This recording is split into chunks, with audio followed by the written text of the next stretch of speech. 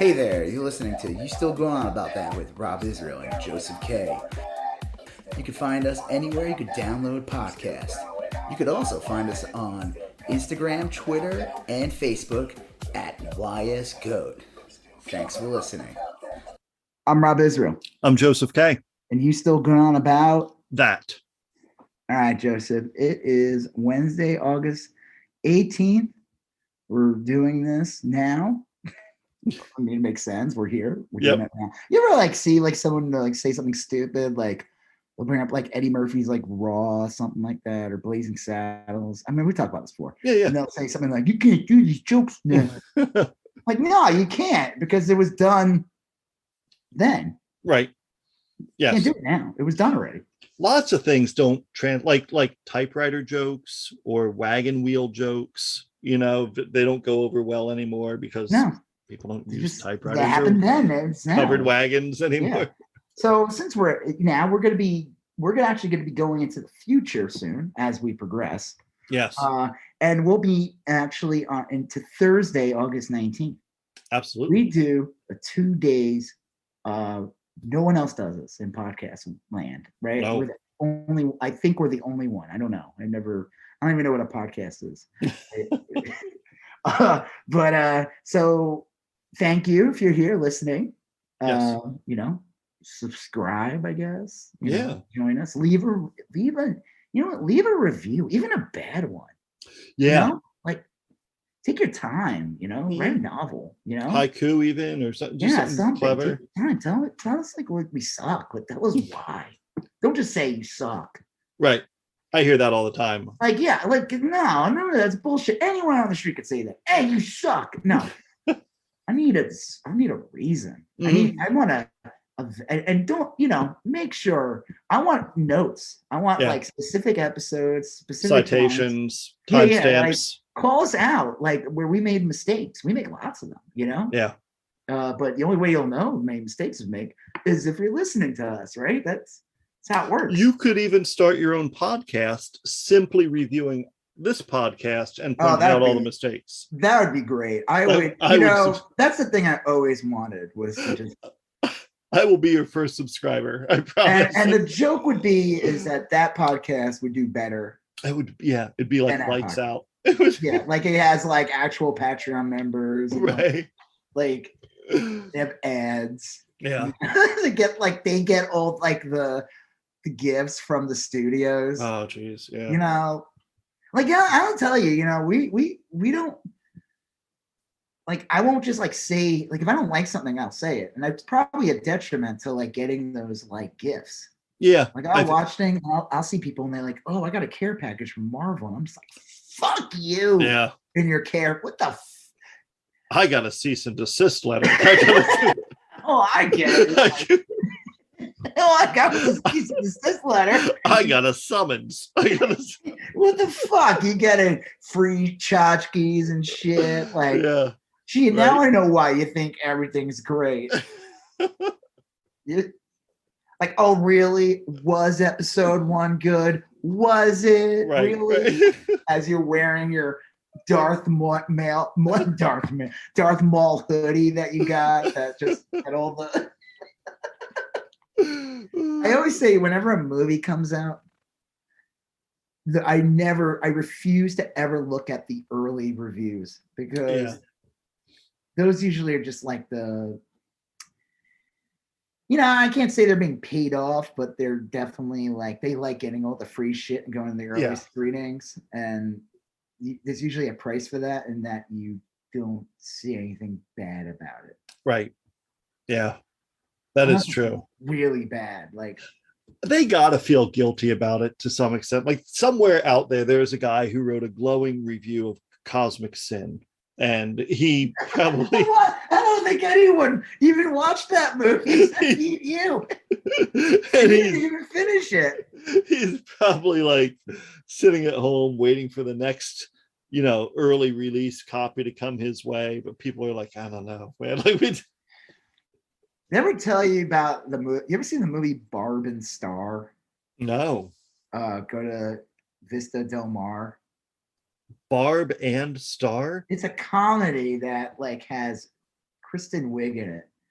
And oh yes, I remember hearing about this, but I never saw it. Yeah. Okay. Before the pandemic happened in this country, around late 2019, early 2020, I go to the movie theaters like almost every week with my son. Yeah. Pretty much almost every week we'd go to the movies. And I started seeing the shit out of this preview. And it was super annoying. I was like, what the fuck is this? This looks so like they wouldn't show what they looked like. And they just had their dumb voices like, hey, Bob. Right. Hey, and I was like, okay, this is going to be a wacky comedy. But then the pandemic happened and the movie never got an official release. I think they just ended up releasing it on demand. Sure. And I'm not going to name the guy, but there was somebody online who I follow, he follows me, who was like talking about how great the movie was. Okay. Like, you have to pay for this on demand. This is amazing. And I was like, I think this guy, like, he's definitely more successful than we will ever be in this podcast. I mean, I don't even, do you put this online or is this just like, are we the only ones that listen to this? Oh, no, it's online. Actually, it is weird. It used to be like Robert De Niro's talk show and that what is it? The Jerry Lewis? Yeah, King of Comedy. Yeah, it's just or fucking Kramer's was it Merv Griffin show? Yeah. Well, my favorite was Michael Scott's blog on the Office, where maybe it was Creed. Anyway, someone just set up a Microsoft Word document and told him it was a blog. Yeah, and he just kept. That's our podcast. Yeah, no, it's actually out there. It does well. Yeah. Does? Yeah. I mean, like reasonably well. Like throughout the throughout the US, it does well. We have like an interesting dilemma chart wise in the sense that we have like half of our episodes in the movies charts and half of them in the news charts. And so like if you look nationally at the news charts or like news, current events, tops, we're like usually in like we're like number 400 or so. Wow. You know, like, well, I mean, there's like a lot of shows out there. Yeah. And then in movies, we still usually do like in the top 200 or so, you know, nationally. A movie once in a while. Yeah. Well, it's just weird because like, I always wonder if people are out there digging through our back catalog and wondering like, well, I like these episodes, but I'm not here for these episodes or anyway, it doesn't matter. But yeah. Go ahead. No, the weird thing is recently, like the last 2 months, we'd always done really well in the Czech Republic. I don't get that one. That was the big joke, like early on, is that was the first place anyone ever really listened to us was the Czech Republic. And I'd say in the last like 2 or 3 months, we've consistently been a top podcast in the Czech Republic. It used to be that we'd pop on the charts, then go away, and pop on the charts, then go away.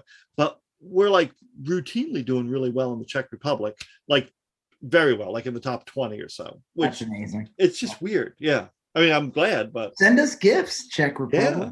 Czech beer. Czech beer, sure. I like Czech food. I love Czech beer. Yeah.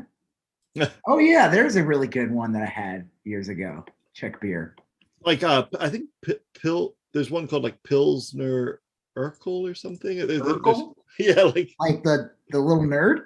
Did I drink that? No, it's like URQUELL or something. It doesn't matter. All right. Well, back to the Barb and Star. Yeah.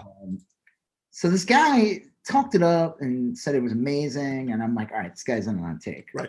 So eventually, I forgot about the movie, and then one day it was on Hulu or something. Okay. And I was like, ooh, I do want to watch this. Yes. I mean, I kind of didn't want to see it when I saw the trailer, but like this guy talked it up so much. Yeah. And I watched it, and I never got. I haven't been this angry about a movie in years. I don't know who this movie was for. Like, it is the weirdest, fucking most bizarre movie I've seen. Were you like Nelson Muntz coming out of Naked Lunch? Were you like Nelson? No. I give a little bit because it was like, it's like you would think it's like a Romeo and Michelle type movie. That's kind of what I pictured in my head. Right. But it's so fucking weird. There's like a plot where there's a villain in the movie, played by Kristen Wiig also. Plays an albino, a super villain albino who wants to destroy Vista Del Mar. Okay. And Barb and Star happen to be there too. Kristen Wiig plays, I don't know, Barb or Star, I don't remember. Sure. It's like way. It feels like it could, maybe it was only like an hour and 20 minutes, but I swear 2 hours and 20 minutes. I don't know. It was. I hated it. It made me so angry. I think it's because this guy talked it up so much and made it sound so good. And I tweeted and said, "Who is this for? Like, this is the weirdest." It's like I was telling my wife, I'm like, I don't think this like people like Roman Michelle was funny, but the end of the day, it's good. The most important thing about Roman Michelle is that like anyone could like it, right? Yeah. It's got to appeal to women. It still has to appeal to women. Right. It is like, I don't know what the fuck this was. I don't know who this would appeal to. This was just like, it was so odd. Yeah. And you know what? The pandemic probably saved this movie. probably saved Kristen Wiig's career. Saved us from this movie. Yeah. I don't know. I never, and I to this day think that this guy was paid off. Could be. I don't know. It was like, I mean, yeah, if you're putting out like more than one tweet about how good this movie is, come on, you're getting it. You're on. Yeah, you're on the take, or you worked on it. I don't know. So yeah, but speaking of disasters, right? Like Barb and Star. Yeah, just like it. Just like this one stupid movie. Right. Afghanistan. Yeah, that's the first thing we were going to talk about today. What do you think's worse? Do you think Barb and Star? Oh, you didn't see it. So I did not see it. Don't. Yeah. I will say this. I've never been to Afghanistan. No. But I've been to the movie Barb and Star. Yeah. So I don't have any comparisons between the two. Yeah, Afghanistan's kind of been this slow-moving train wreck for a long time. It was the first war to come straight out of 9/11. Yes, yeah. And it kind of just got pushed to the side, and so the Bush administration could start a war with Iraq for no reason. It was always like the B plot in a movie. Like Iraq was the A plot, like the main thing people kept looking at. But Afghanistan was always kind of in there. And Afghanistan, like in my lifetime, I remember when I was in high school, it probably was like the Soviet Union was fighting in Afghanistan, and they would invade and they would try to and they couldn't do it. Like they'd go in, and all the classic shit that happened to developed countries when they try to invade a lesser developed country happened. Like they'd fly in helicopters, but the sand would get in the rotors and they'd crash. And then you'd see like a tank try to like mobilize and go up a mountain or whatever, and then a whole bunch of like guys on camels would blow up the tank or something. And it was like, they've been fighting at this fucking rock for all of my life.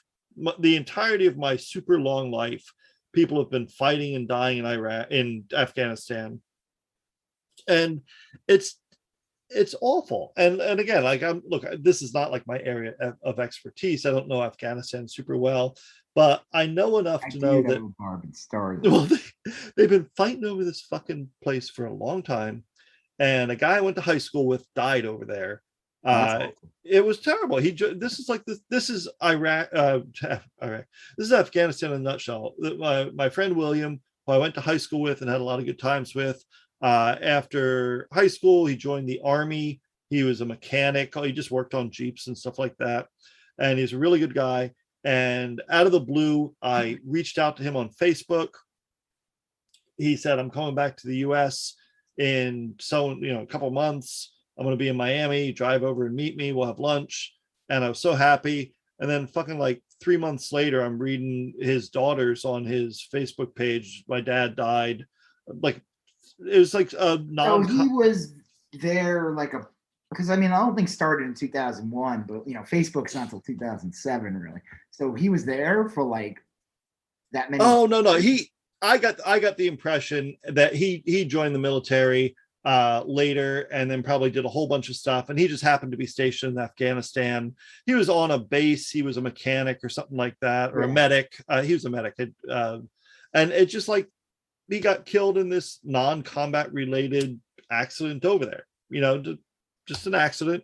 A lot of people died in Afghanistan and Iraq on the U.S. and stuff. Yeah, just because of accidents. Like you would hear, especially with Iraq, every day you would hear about friendly fire. It was like almost like you would see we were like literally killing each other, like on top of like everything else that was going on.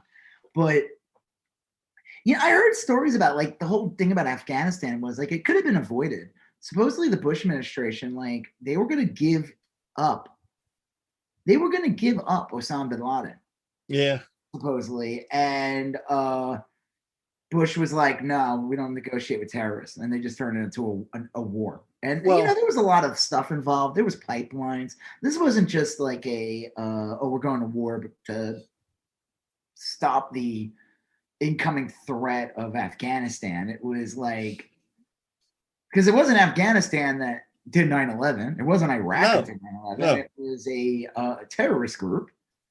I think they go by the 10 Rings.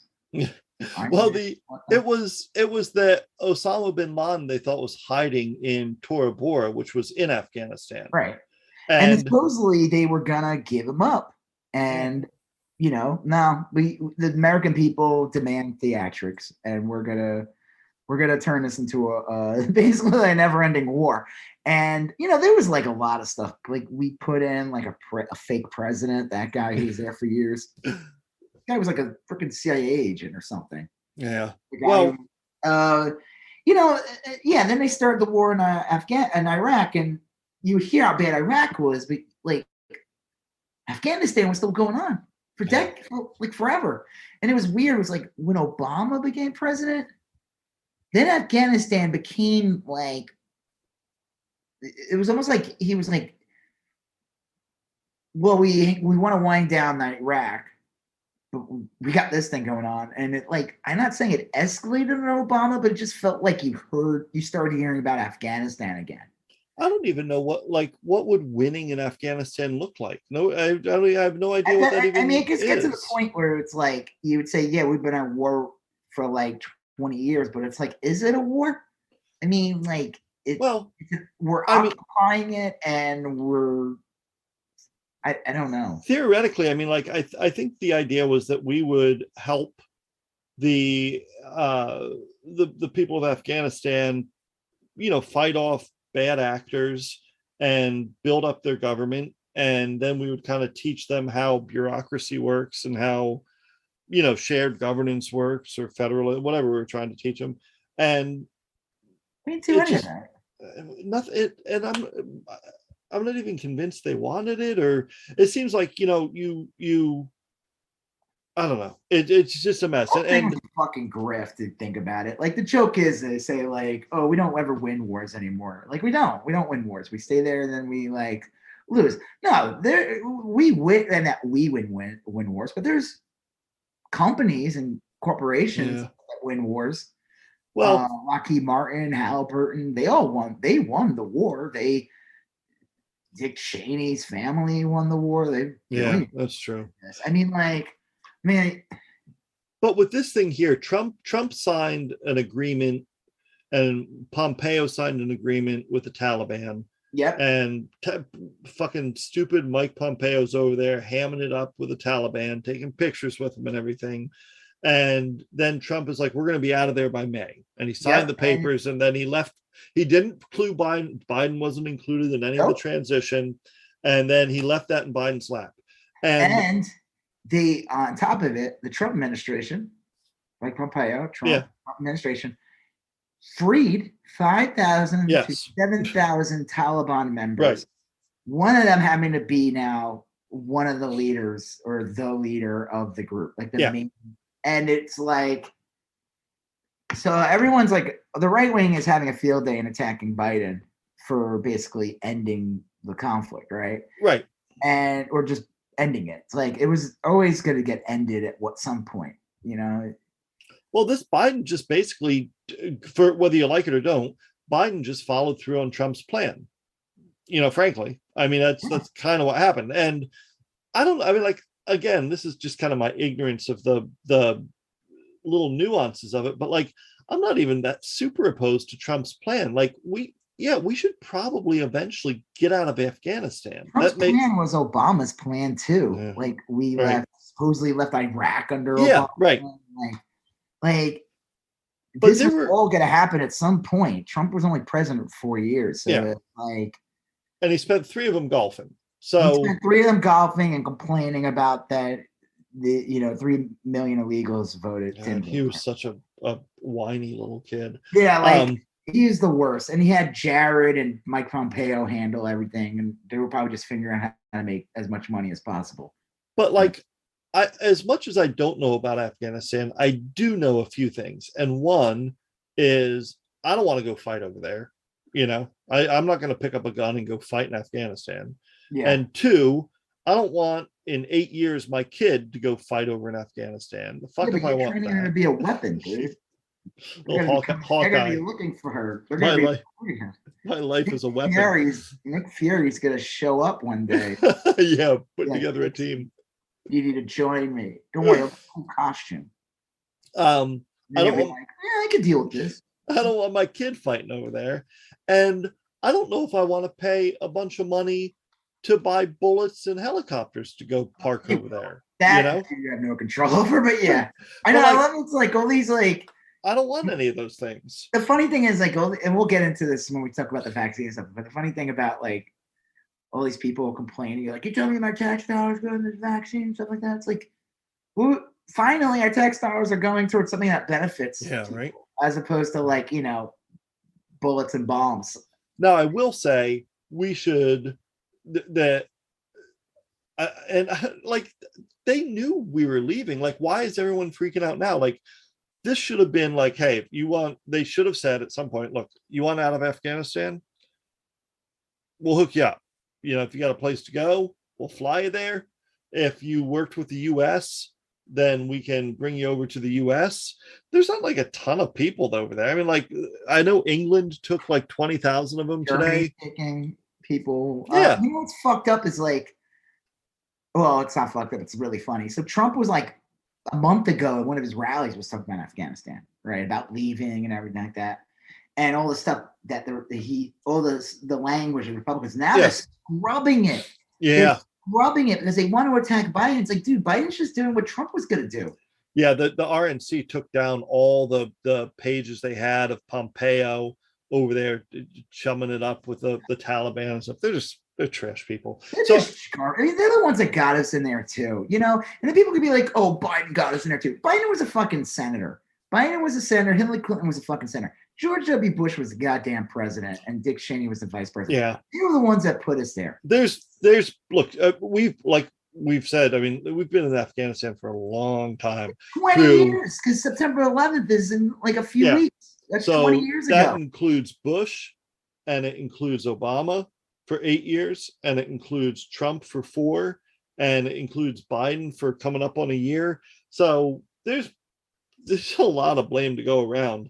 What's really funny about the Republicans I love is like they're gonna blame Biden for everything with Afghanistan. They're gonna blame him for everything, right? But when 9/11 happened under Bush, I don't know if you remember this at all. The Republicans blamed it all on Clinton. Oh yeah. And Bush was president for almost like 9 months, almost 9 months by the time 9/11 happened. And they blamed it all on Clinton. I heard all the talking points. I heard all the right wingers they had all kinds of bullshit about how it was Clinton's fault, all this stuff. And they're just going to say whatever the fucking going to say. They're full of shit. It's like, I don't, like, what the fuck? Are we supposed to stay there forever? That's the thing is that I don't like what's happening, but like, I also don't want to, like, if you kept the troops there, okay, you kept the troops there, then they're eventually going to have to leave at some point, right? I mean, otherwise you're just like It's like the Republicans are trying to pull this bullshit. Like they crashed the car, and then the guy who crashed it gave the keys to Biden and said, "Oh yeah, yeah, it's that guy." right. Oh, you're the one with the buck stops here, buddy. You got the keys, man. Like you Well, crashed the car. I don't know. I mean, I like super basically speaking, I like getting out of Afghanistan. I do. Whether I don't care if Trump did I it, mean, Biden did it. it's like stupid. It's like, why are we there? Why were we there? If this is like if you do need a benevolent group of armed people there, then this seems like tailor made for the UN or NATO or something. I don't know. I mean, like none of it makes any sense. What the fuck? Was there like the only thing that like their exports like fucking heroin or something? Yeah, it's well, from what I understand, and I don't know this, is that they do have a lot of natural resources on the land. Like if they had the capacity to drill for minerals or metals or iron or something, it's supposed to have like stuff there, but like there's no infrastructure. Have you ever seen have you ever seen like on the news like footage of the Taliban? They're always like fucking driving around in a 1978 Toyota pickup truck with like the bed exposed and no tailgate and shit. They're But isn't there like a major city in Afghanistan? Was it like Tora Bor or something? Kabul. No, Tora Bor is like a series of caves or something. Kabul's like if you look at it, it looks like a major city in the sense that there's like 8, 9, 10-story buildings and what Something like going on there. yeah, there's like at It's an one actual point, society. but I don't know. I mean, like the other thing, and I know enough about this part of the world to know that like they don't think of things. I'm not saying it's better or worse. They don't think of things like we think of things. They don't think of Afghanistan as like a country. Like if you said, They like, don't have a good marketing department like we do. well, they don't. They would see like some people from Texas are all like they think like Texas first and like Oh yeah, I mean when you drive down any highway, like if you see any buildings or anything like that, it's like in Texas, the Texas flag is as big and hangs just as yeah, high as the American flag. Like they're it, more like that. Like they would see like maybe the people in their family or their extended family or like some sort of tribal affiliation. They would see that as more important than Afghanistan. And theoretically in the United States, like we should all, and it probably doesn't feel like this lately, but we would all think of the US as like the big thing that brings us all together. But I don't think they really think of Afghanistan like that. Like just like Iraq doesn't really think of, they think of, well, we're Sunni or we're Shiite or we're Kurdish or something. They don't think of themselves as Iraqi first. Like again, they don't have a good marketing department. The United States has the best marketing. Like it really does. I mean, like think of it. Like it is. You're being sold a product. Like people wear like American flag shirts, and it's like over patriotic. It is like I mean, growing up in the '80s and stuff with Reagan, like Rambo. USA was always the good guys. Well, always. And we always kind of we plotted our own course. Like no one ever came over here and said, now you guys are a country together. Like after World War II, like us and Britain and the Soviet, we drew up the borders of a lot of countries and said, now you're a country.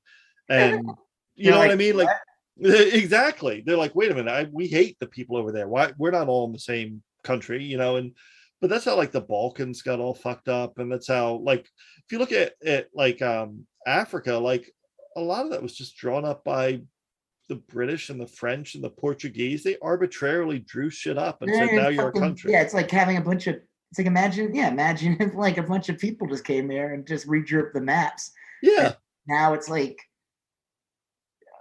no, you're not in New York. You're actually like in Vermont. But Vermont's now, like, yeah, it would be like if someone would just make South Dakota, North Dakota one state because they'd be like, this is dumb. If they roped off your street, and then took your house and 2 other houses next to you and said, okay, you 3 are going to pool your incomes. You mean like a gerrymandered? Yeah, you 3 are now a team, and you're like, I hate I hate Bill. He I never never mows his. talked to this guy. Like, he plays his radio too loud. Yeah, and they're like, nope, you're all a family now. So you got to live together, and you got to work this out. And you're gonna have one budget. You're gonna have one electric bill, and it's like, that's kind of like what. It's like maybe a shitty example, but yeah, I don't know. I mean, on there. I think the other thing that blows me away though with the whole Afghanistan thing was like, well, like a lot of the right wing, of course, was like trying to first to claim that like, oh, we're just abandoning these people and everything. But then like they quickly shifted in a few hours and we're like, we're not gonna let those dirty immigrants here. Yeah, and they're just like, what? It's like, of course we should let them in here. There's plenty of room. You ever driven across the U.S.? You ever driven like down? You ever driven I-40? California is nothing. There's like parts of California is like nothing. Again, it would take a very long time to, resources and but I drove one day on I-10 when I was a kid, and I bet you I went the entire day without seeing anyone. Like 10 hours I'm on I-10, be like west of Amarillo. Like maybe. Nothing is around. Yeah. Like when we drove to New Mexico, there were areas I was like, oh my God, if like we have to get gas next because I don't know the next gas station. Right. You're at a half a tank and you're like, I don't know. I don't feel good about this. Yeah. Like one time I was driving from San Francisco to Chico and no joke, like I didn't time it and we just got to a gas station. Yeah. Because it's like a good hour and a half of nothing. I just got to a gas station. I was literally on the line and I pulled in and got gas. It was frightening. I was like, oh my God, I am like freaking out. I don't think I could turn the AC off. I'm like we gotta. Parts of Utah are indistinguishable from Afghanistan. Looks identical. Yeah, you just if you took a photograph in some random place in Utah and some random place in Afghanistan and put them side by side, and there's like no people. Well, I mean, like obviously, I know you're joking and stuff. Like, we're not gonna like take a bunch of people and be like, yeah, here, go live in this unpopulated place. They're saying the United States has the responsibility to fucking take people in. That especially if we made things worse for the past decades. It is like the right thing to fucking do. And of course, these people that are doing this, they're just being a bunch of racist pieces of shit. But at the same time, too, a lot of them are like Donald Trump Jr., Matt Gaetz, and all the other pedophiles. Yeah. Like Matt Gaetz. They're all like talking about how great that Taliban is. Yeah. Or, like, siding with the Taliban. And I'm like, what the fuck? There's like two. Yeah. It is weird. I know that it's almost like a joke. I know we had both posted a meme over the last week where it was like talking about how Texas is basically producing laws that are pretty comparable to the Taliban. Like that was always a joke about like the right wing before critical race theory back during the Obama years. The right wing would go nuts over this thing called Sharia law. And again, just like critical race theory, they had no fucking clue what they were talking about.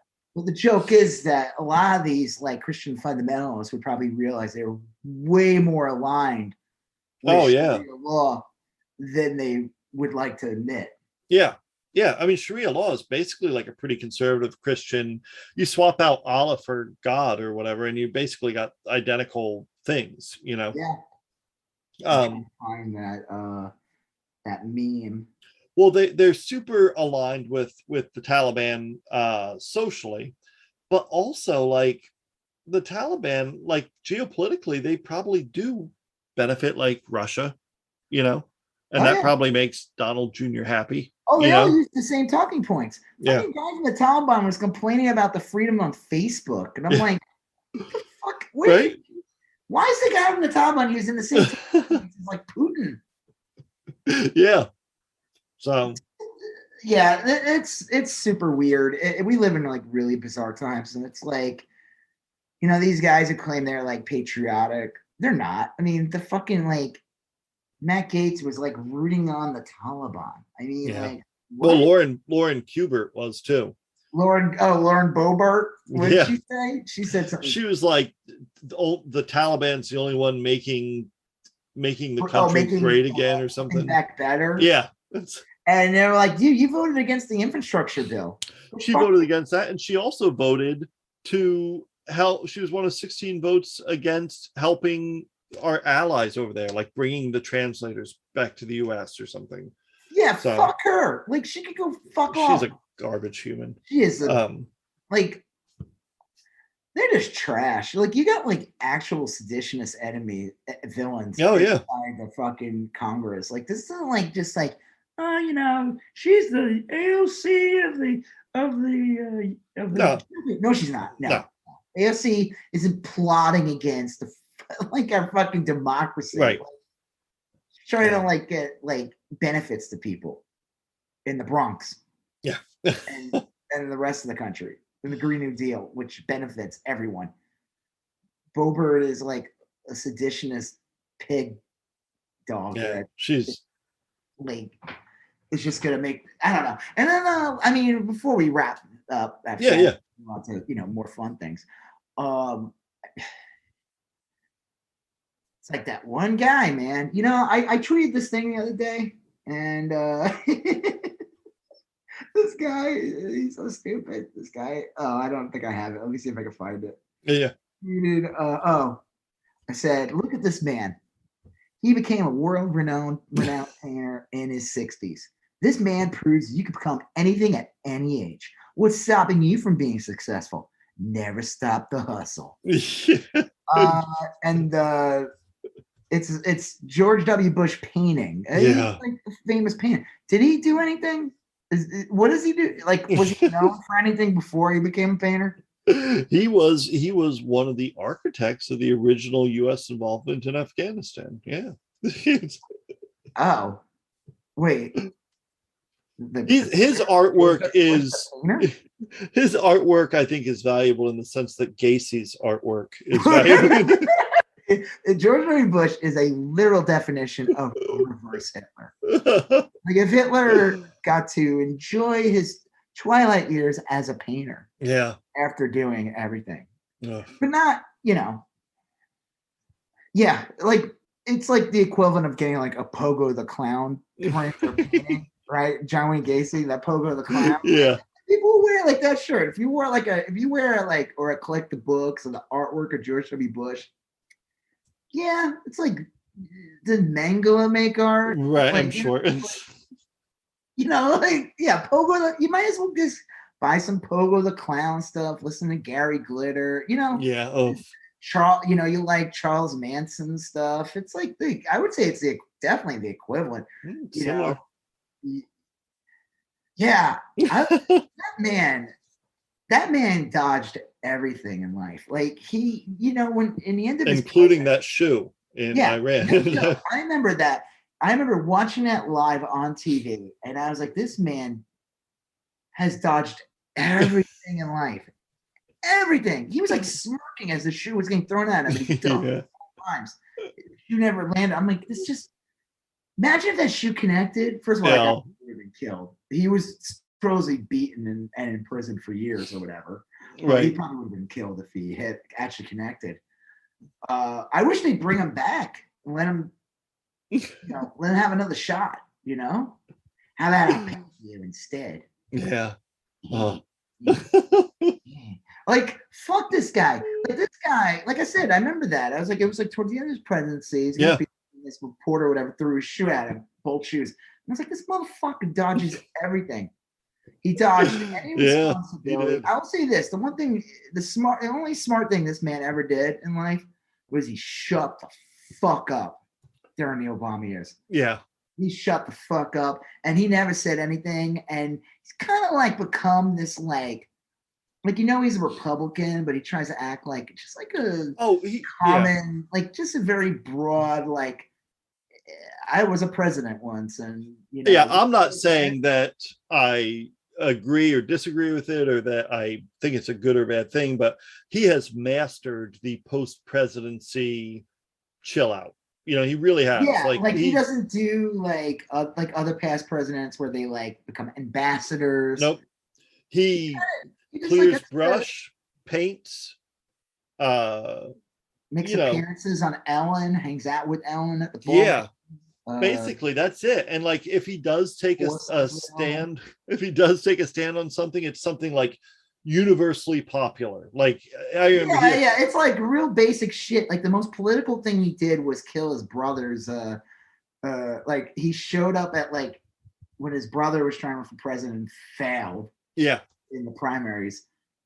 South Carolina was like the last stand that ended him, but like his brother basically like killed him off. He attended the rally. yeah, Kind of everyone knew Jeb was done anyway, and they're like, yeah, just send in W to just kind of right. finish him off. Well, Like, I mean, yeah, you're right. He is definitely like the post-presidential chill out in he's that. But like, again, this guy is like responsible for so many people dying. This guy's decision, like like we can not even yeah, just Afghanistan, Iraq, but decisions that were made about the environment that we are like his presidency could not have come at the worst fucking time yeah, of our lives. Like we were on the precipice of change when it came to how our technology was going to be yep, green technology. Like electric cars were literally would have been ready yet if like President Gore, who knows, they probably would have been working on the infrastructure for years and everything like that, but we would have been in such a different yeah. position right now. Well, and he brought in people like Karl Rove and Ken Starr and Frank Luntz, and he brought in a host of people that just made the world a much shittier place. Yeah, like You know. Fox News Yep. grew even more under Yeah. Bush, war on So terror. Like, I mean, there's so many bad decisions that happened under his yeah. president, and intentionally bad, not like bad like, oh, I don't know what's going on. Look, Yeah. I was like, no, they knew what they were doing. There, it was intentionally. They went in. He had a surplus. Clinton had a like, and W created the debt.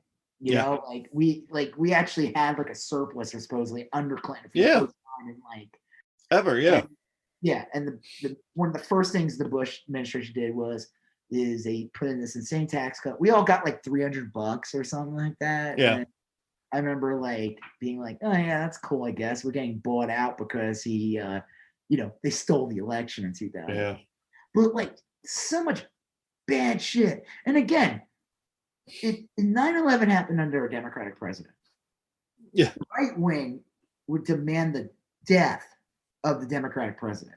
Oh yeah. When George W. Bush was president, we all got behind him, and the right wing demanded it too. And we're like, dude, we're with you. No, you better, and you will hate Clinton in the like. It was like all these things. Like it, I don't know. He just like they took advantage. Like he had an incredibly high approval rating at one point. Yep. I think it was like 90 something. It was like, and they took that like everyone wanted something. They were like, what are we gonna do? Like nothing like this has ever happened. I mean, we grew up like knowing about like Pearl Harbor and stuff like that. Mhm. We've been bombing the shit out of countries for decades. Like, but you never saw it here, so we didn't know. There was like all kinds, and not even just Vietnam. There's all kinds of fucking operations that were going on around the world, especially under Reagan. And Yeah. the biggest thing was like what Desert Storm, which ended up being like a weird TV miniseries. It was like around for a month, and it was Yeah. like it's like the equivalent of like that miniseries like War in South. Remember that? Like I it was do. like kind of like a big miniseries event, and like the Bush administration just took all that like support, everything, and just used it as fear mongering. Yeah. Squandered it. Yep, they squandered it. It was like how they said like under Trump, like he never made an attempt to like cross the other side to Right. gain. He did nothing to gain votes. He did the opposite. Yeah. Bush kind of did the same thing too. They did like the Bush administration really never extended their hand to the other side No, not really. whatsoever.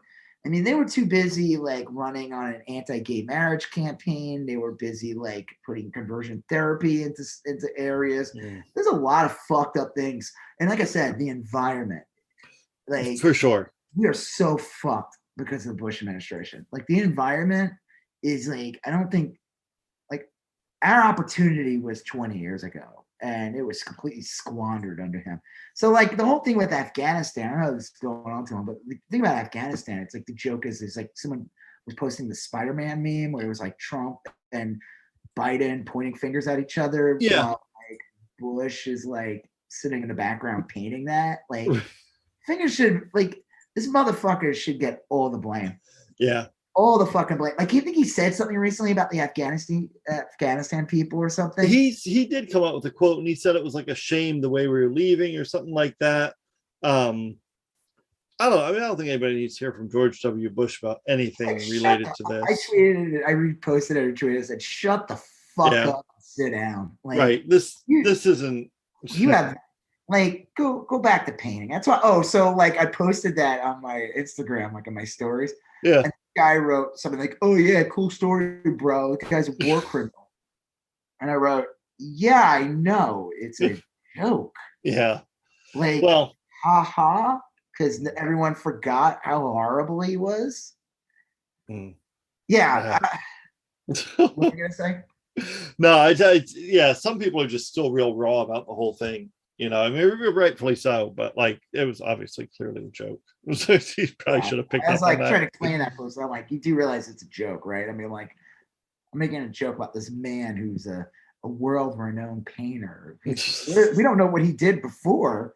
I was in a coma for 30 years. I woke up and there's this nice, genteel man who paints like wounded soldiers that he sent to die. You know what? I highly recommend you go because we live in Texas. Yeah. And one of the first things I did early on when my parents visited, we went to the George W. Bush Library. Oh, it is the fucking weirdest thing. Slip in a copy of My Pet Goat. Yeah, it was so. Where is that? Is that in College Station or? It's not far. It's not far. It's like near Dallas. It was okay. Like a half. It's like a half hour away. Yeah. Oh. It is so fucking weird. The people that work there are weird. They're all like GOP people. It's creepy as fuck. I can't even explain to you how bad it is. I went to Clinton's museum in Little Rock, and I liked it, but I've not been. There's probably things with like actual accomplishments. This was like so juvenile. It was like they had like a schoolroom. They're like Robert, whatever his wife's name is. What's his wife's name? Laura. Laura was a school teacher. She cares about reading. You know, it's like real like stripped down shit. It's like the dress she wore at the inauguration. It's like shit. Like literally, you leave that. The only highlight of this man's presidency was that he stood on a rubble. Yeah, right. And held a bullhorn and said, "I hear you, and they're gonna hear you." Whatever his famous thing was. Like that is literally the only good thing that man ever did in his presidency. Yeah. Being on a pile of fucking destruction, right? That he's probably a little bit responsible for. Now, I'm not getting into conspiracy. Again, it's a known fact: the Bush administration ignored warnings of an incoming attack. Condoleezza Rice had a report literally on her desk that said like Al Qaeda determined to attack. Yeah, and they were too busy figuring out how they could deregulate everything and get more tax cuts. They didn't give a fuck. And they welcomed it. They were able to, they wanted to go into Iraq. That was always their plan. And they used, and 9/11 was their way to do it. And Afghanistan was this weird thing that like was supposed to be this like true retaliation against like whoever was that caused 9/11, even though it was like misguided as fuck. But Iraq, man, that was just that's a fucking shit show. Oh, okay. I guess the other thing he's famous for was he wore a flight. He like a fighter pilot. Mission accomplished. And landed on an aircraft carrier. Yeah. It's a mission accomplished 1 month into Iraq war. Yeah. Good job. Ignore the how it got way worse. Oh, and the other accomplishment he did was he held a fake turkey. So in 2000, I think it was Thanksgiving of 2003. I'm pretty sure it was 2003. They did a secret thing where they flew him down to Iraq. at a mess hall on Thanksgiving. Yeah, I remember this. Yeah. Yeah. And there's a pic, you can find the images. He's holding a turkey. Right. But And it's fake. it's like Norman Rockwell painted it or something, literally. And then it was found out that it was a fake turkey. I mean, it doesn't even matter if it was real or not. The whole thing was fake. I mean, right. Yeah. And he was there to like support the troops and do all that. Oh God. I mean, the one thing I will say to him, like supposedly, like he would like visit the troops, right? Yeah. Like, which I'm like, I don't care. But I don't think Trump did that one fucking time when he was president. Like any injured troops, I'm like almost positive he never visited. And supposedly he went to like the famous cemetery or whatever. Yeah, Arlington, right? And said something nasty when he was there. He said like they were all suckers for dying. Yeah. Dying for their country or something. Like, I was busy fucking all these bitches in New York during that time. When all these suckers were in Vietnam. I can't put two and two together and realize like, oh yeah, I was like a super rich kid. I was able to get out of it. And these were just like, regular Americans. Regular people. Yeah. Don't have the opportunity to like, avoid things like the draft because they're super rich. Yeah. Bush sucked. It's weird because it's like, and we'll talk about this later when we talk about What If. It kind of makes me think of like Thanos in the What If episode. Yeah. Because it's like when you see him now, it's like he, seems like a nice man. He laughs. Yeah. Hanging out with Michelle Obama. Looks he gave her a mint once to her breast. Yeah. Mint, And, he gave her, he hangs out with Ellen. Well, I mean, you see Michelle Obama hanging out with him, and you're like, well, if Michelle's cool with him, then certainly who am I to say? It feels like people would like Photoshop. They were trying to imply like, oh, we're gonna like normalize Trump when he's gone. And I'm like, I think Trump made it impossible to normalize. Yeah. But like, there's more like Photoshop like Trump leaning on Michelle, just like the way Bush was in that picture. I've seen stuff like that. Yeah. Like this is not gonna happen. No. That January 6th, like. Never happen. Like, I saw a thing the other day. It said that like basically if they wanted to, what's the guy's name who works for Biden? Merrick Garland. Yeah, that they could put in a thing that basically prevents Trump from ever running. It's like in the Constitution or something. Like I think, yeah. I don't know. I hopefully they'll start. I can't believe they started the Senate. The House January 6th committee, and then they went on vacation. Like that seems so. Yeah, that seems kind of stupid. Yeah, kind of like suck the wind out of it because it started out really good, and then it's like, yeah, we'll see you in 6 weeks. It's just crazy. Yeah, this is a weird time of year because like everyone's on vacation, which is nice. Good for them. Yeah. Okay, so yeah, I know I went on and long about it, but like I said, it's just. The whole situation sucks. It's gonna suck. It's gonna suck. It's just heavily political. Republicans suck about it. We should never been there. No. I mean, I know people are like, oh, it's really complicated. I mean, yeah, it is. Sure. It's complicated because we were there. Yeah, that's it. Everything about it's complicated except what we got to do which is just get out at some point. So. Speaking of something that shouldn't be complicated either. Yeah. Well, COVID. Yep. Masks and vaccines. Yeah. So you were talking about earlier about like how the United States is supposed to be this like general like country, but like we're not. We're like not lately, yeah. No, not at all. We're like a bizarre conglomerate of just the only thing the United States really has going for it is that you can pretty much drive through each state. That's it. Well, and a common currency and a common language. I mean, there's obviously a lot.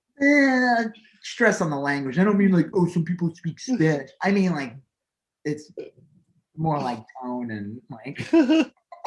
Well, lately, you've seen, I guess there's a lot. I don't know which angle to go at first here. I guess we'll start this. We'll start with this because this is a good place to start. And I think we were going to talk about Greg Abbott, Ron DeSantis, and the school board meetings that have been kind of going on throughout the country. I've watched a lot of them online. I'll get off work and then I'll settle in and find a link to a nice school board meeting, and they're great.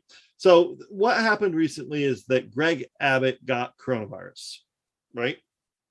Yeah. Oh, yeah. Governor Greg Abbott got COVID. Now he's been Right. vaccinated. Yep. Supposedly he's been vaccinated a third time. I heard that. Yeah. I wonder if he got vaccinated and he already had it.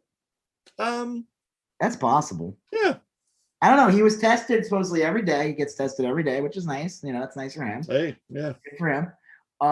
And I guess just happened to be yesterday or whatever it was, he got a positive test. Yeah. And well, the funny thing was the day before, it was either that day or the day before, he was at a very crowded fundraising event. Yes. Where no one was wearing a mask. Not a one. And I cannot guarantee if any of those people were vaccinated except Greg Abbott. Yeah, I would imagine that. Look, some of them may have been vaccinated. There's a time when, like, you would hear about Republicans getting vaccinated and stuff. I think it's it's a generational thing. I think that some of these people, like even the Republicans, I feel like some of these senior citizens stuff, they grew up in where like polio was still a threat, and like I think they like have more of appreciation for vaccines than like Gen X. And that could be because like they're like, I don't see the problem. Yeah. You know, it's like that dumb shit. Like, I also think there was no polio when I was a kid. Why is it an issue? It's like, yeah, we get the vaccine and make sure it doesn't come back. That's like, I think there's probably a wealthier group of Republicans too that see a physician pretty regularly and just follow the physician's advice. You know, I think that actually, yeah, that's a good thing you brought that up. I've seen people talk about that the anti-vax movement is definitely like spun. It's like it is the symptom of having a shitty healthcare, where people don't have access to doctors, or like they can't afford a doctor, and they can't afford, or they think they can't, so they get suckered into like alternative medicine. Yeah, oils. Yep, and joke is those things are fucking expensive too. Yeah. Isn't it funny how like I was talking to my wife about this, like all the essential oil people, like a lot of them became like QAnon freaks and everything like that. Yeah. And they're all like, and it's funny, it's like they all became like witches with their essential oils. Like I'm not even joking, like one of them's called like Thieves or something. That's like a real popular one. I'm like, and these are all the same people that would like be screaming "Burn the witch" at a Salem. Like all these like QAnon MAGA people with their essential oils. It's like they're witches or something with their potions. Really, I mean you're right. That's pretty much what it is.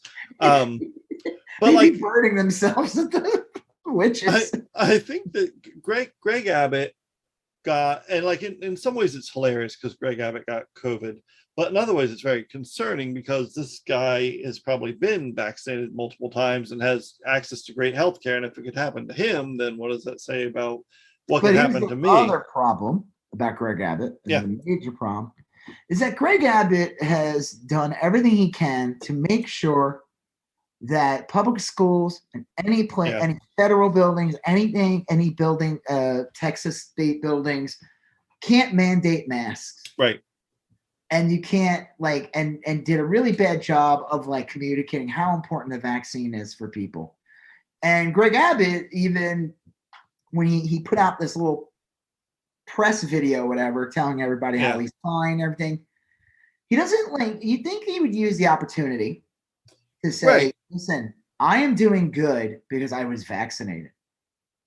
Like, and I cannot stress more how important it is to get the vaccine. Yeah. This is the thing that's going to keep you out of the hospital. This is the thing. Right. And instead he kind of like did this weird little like, the vaccine might be the reason why I'm okay. Like he didn't just say flat out, no, it's not, no, he should have said, get vaccinated. Like, right. and it's fucked up because it's like you think he would say, like, you know what, I was thinking, you know, like we talked about this before, you brought this up too, like the whole, oh, well, if the Republican gets it or one of them gets it, they'll change of heart and and I feel that's that doesn't exist anymore. The new Republicans they're such ideologues, and it's so if they have a thing, red meat, they're gonna hold on to it no matter what. And it doesn't matter how many of them die in the process, they'll stick to it. You would think that he would use this moment as a teaching moment to everyone in Texas and be like, listen, I'm vaccinated and I'm diagnosed with COVID, but I'm doing okay. It's because I was vaccinated. It's just so And bizarre. You know, they've gone completely anti-vax, anti-mask, and it would take so little to kind of nudge the country back on track. But you know, the thing that's fucked up, I was like thinking about it, like, remember how funny it was when Trump got COVID? Yeah, it was hilarious. It was. Yeah, it was funny, but the thing was, like, we had a mask mandate. Yeah. We didn't have the vaccine yet, or it was like still in trials and stuff like that when he got it. He got it like literally, it's gonna be almost a year ago that he got it. He got it in the run up to the election. He got it. He got it after he was diagnosed literally like the day after the first debate or 2 days after. Yeah, something like that. Right. Guy pretty much probably showed up, and you know, he tried playing it down too. He said, "Don't let COVID rule your life." And it was like, dude, you were given every experimental drug. This guy is like we had jokes. We were making like the conspiracy, like, oh, he didn't have COVID. It was all fake. Yeah. Like, change the subject because how bad he was and like stuff that came out about his wife and all this other shit. But no, supposedly he had COVID, and there's stories about how like he literally would have been dead if he did not get he got the same treatment everyone else did. He would have been dead. He's a morbidly obese elderly man. Yeah. You know, I mean, that doesn't exercise or eat well. Yeah. So like I know that he is drawn like an Adonis in some of the right-wing cartoons. Sure. But that's not the case. It's creative license. Yeah. I mean, like with life, yes, creative license with life. But I feel like almost this is even worse because you have this guy who has gone out of his way, Abbott, to make the public schools as unsafe as possible. Yeah. He's gone out of his way. We talk about this. Our district sucks. They have very little precautions. Main precaution to slow down, besides a vaccine, which is not available for kids under 12 yet. The main precaution, which Abbott still will not change, is a mask mandate. Yeah. That is the thing, the most proven. It is literally the most proven method to stop the spread. And it's been agreed upon for a while that that's the most effective way. All the most rabid, venomous anti-vaxxers, anti-maskers, they will say the opposite. They're dead wrong. And they've proven dead wrong because they drop dead. Yeah. You see a new one dropping dead every day of like some famous right-wing host. They're dropping dead like flies. Oh, yeah. Day.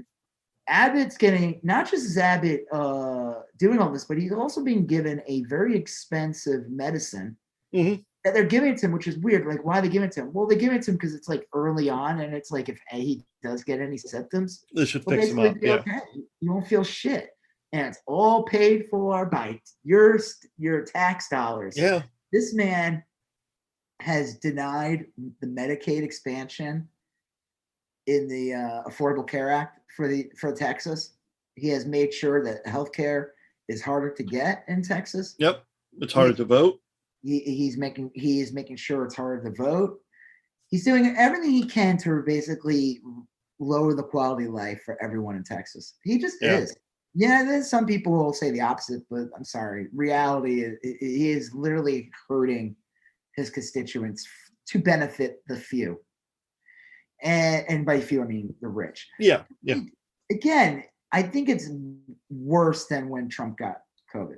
Because one, it's not going to get the same amount of it's not going to be scrutinized as much by the media because he's just the governor of one state. But again, this motherfucker is still going to continue with his like sociopathic agenda Yeah. once if he's fine, which he probably will be. Yeah. I have no sympathy for him. I just think it's funny that he got it. And I hope no one dies from his event. Yeah. Well, he went to an event the night before, like kind of a super spreader event. So it's Literally, good. the video. I tweeted a thing. I said this makes me think of the last photo that you see in The Shining. Yeah, of like that was great. 1921 or whatever, where everyone died. I guess isn't that what happened? Yeah. Well, it was all the people that were there, and you see in the movie, at least you see Jack Jack Nicholson there standing in the center. Yeah, which is like super eerie. You ever watch that documentary on The Shining? The one that talks about all the theories. Yeah, it was interesting. Yeah, it goes on long. Some theories are really stupid. Some are a lot of them are really stupid. Some are like, look at the clouds. Look at that. I'm like, it's clouds. Well, at the same time, this is happening, and I'm kind of merging all these topics together. I'm not like racing through. You're talking about DeSantis? Yeah, I'm saying like at the same time, you have other things happening. Is basically DeSantis is doing the same thing. DeSantis doesn't have COVID. No, true. But he did something really scummy. Yeah, I think it was yesterday. Right. I'm pretty sure. He was giving like a press conference, and he starts talking about how great Regeneron is. Yes. It's weird because it's like, why are you talking about a drug that is not really available to everyone yet, and it's like really fucking expensive? Yeah, like it's like $1,000 a dose or something. It will cost thousands of dollars to get this, and it is only 60% like it has a 60% chance of like helping you, unlike the vaccines that have a 95% chance of making sure you don't get COVID, and that if you do, your symptoms will be relatively mild. Right. Or here's a drug that hasn't been proven yet, is proven to work, but has to be given to you in a very early stage of symptoms. Like if you're like full blown, you're fucked. This guy ain't gonna do anything for you. But what's fucked up about it is, again, DeSantis put in he has been an anti-mask governor from like the entire pandemic. Yeah. He's done everything he can to make sure you can't have masks. Yeah. And he does very little to push the vaccine. Like he'll say how great Florida's doing. Abbott will say the same thing, but they never say like, hey, you really need to go get this. Like they never look at the camera and tell their supporters like, no, they don't want to alienate them. And honestly, this is kind of bizarre because it's like you're not going to have them as a voter. You need voters to vote, but I guess they're finding ways to, that's why Abbott is making the attempt to make sure they don't have to worry about the vote because they could throw out any election they want. Yeah. Well, I don't know. I know that. Well, the thing about DeSantis is fucked up is he decided to spend like a part of his press conference basically doing an infomercial for Regeneron. Yeah. One of his highest campaign donors owns that company, and the stock has gone up for it since then. It is the most insane thing I've ever seen. And I said it from day one. I really do believe, like, outside the anti-vaxxers and all that dumb shit, the reason why the Republicans don't push the vaccine and don't want you to get it is because it doesn't cost anything. It is the closest thing you are ever going to get on it from a full Medicare for all. Yep. Somebody even put it, I said, this is like the only free health care I ever was given in my lifetime. Yeah, probably. And the Republicans do not want that. They don't. No. They don't want you getting used to that. They don't want you wait, what do you mean my taxes paid for that? Yeah, taxes paid for that. Isn't that nice to see a thing get that? You put money towards and you get a clear benefit from. Yeah, like, there's some idiot who's like, it costs a lot. It's not free. I'm like, it is free for you. Yeah. As far as you know, it's free. Like, You walk in, you fill out some paperwork, and you get it. There's no money exchange, nothing. Right. Truly believe the Republicans were in charge of the whole thing. There would have been a profit motive, and if you didn't get the vaccine, you would get a fine. They would totally have done that, and they would be hawking it and pushing it like crazy. And I think that's the same thing. It's like Regeneron. Like they were fucking talking about like the Inslee Ainhart, Asshart, whatever her name is. They were talking about like the thing, and she was going on about Regeneron. I'm like, the fuck? This is like hydroxychloroquine all over again. Yeah. And it is weird that if you won't accept an experimental vaccine, I know it's not experimental, but if that's your big complaint against the vaccine, it's so bizarre that you would, inject essential oils, or that you would use Regeneron, which or that you would use you would allow Regeneron yourself to get to that point. Right. There was a guy, did you see the video of like the British guy recently who died, and he's talking? Yes, yeah. And he's talking about like how he thinks he did the right thing getting COVID, and his antibodies that he'll get once he beats COVID will be stronger and better than the vaccine, and he didn't have to use this experiment vaccine. And guess what? What? He's dead. Yeah. He's fucking dead. And the thing was, this guy, he wasn't some like dumbass. He was like a Cambridge like alumnus or something. Like he wasn't he wasn't some shit kicker stupid guy or anything. Like, well, this I guess is my third thread in this conversation, is that like I've been watching a lot of school board meetings, okay? Oh, God. And I'll watch them in the evening. I'll put one on, and I'll zoom through the official business part, and I'll get to the parent comment or whatever, the audience comment, and it's fucking a couple things. One is, like you were just saying about that guy, there are some surprisingly articulate people out there that bafflingly are questioning masks and vaccines. That you can tell that they're reasonably bright, they speak well, they articulate their thoughts well. That they're a very, very slim minority, though. This comedian was probably one of those very few articulate, bright people that believed something weird. Which comedian? The British guy you were just talking about. He wasn't a comedian. Not the comedian. What was his name? Well, I was just talking about some random British guy who talking. He's dead. I'm talking about you weren't mentioning something like a British celebrity. You were just talking about. I don't think he was a celebrity. He was just some guy who put out a video. I asked if you saw it, and he basically was telling people about like he thinks he made the right choice, so like not getting the vaccine. I saw someone this morning. COVID. Okay, I was thinking of a different person. And then it was revealed like that guy died like the next day. I saw a guy trending this morning on Twitter. It was a British guy. He had died, and he was I thought he was like a comedian, like a funny commentator or something. I'm probably thinking of something. Maybe it's different. Him. I don't know. But like I said, this guy wasn't a stupid person. He's fucking dead because he was like listening to like Brett Weinstein and all these other assholes. I'll tell you, man, a lot of these people at the school board meetings, though, aren't like that. They are frothing at the mouth. Oh, they're belligerent. They're crazy. Awful. Like I see, and some of them are like, you would think they're normal, but they start opening their mouths and they just say this crazy shit. And some of them are like fucking outright aggressively bananas, and there's a lot of them. Again, these are all like, we talked about this before. You said like, they probably believe in all kinds of conspiracies. They're like flat earthers, and it's all anti-Jewish conspiracies. Yeah. Like, I think they probably, if you had like, if there's a list of the top 30 conspiracy theories, each of them probably believes in 28 of them. There's probably one or two where they're like, well, of course, they just didn't know about it. Yeah, right. But once they do, they'll add it in. Don't worry. Yeah, and they're threading together.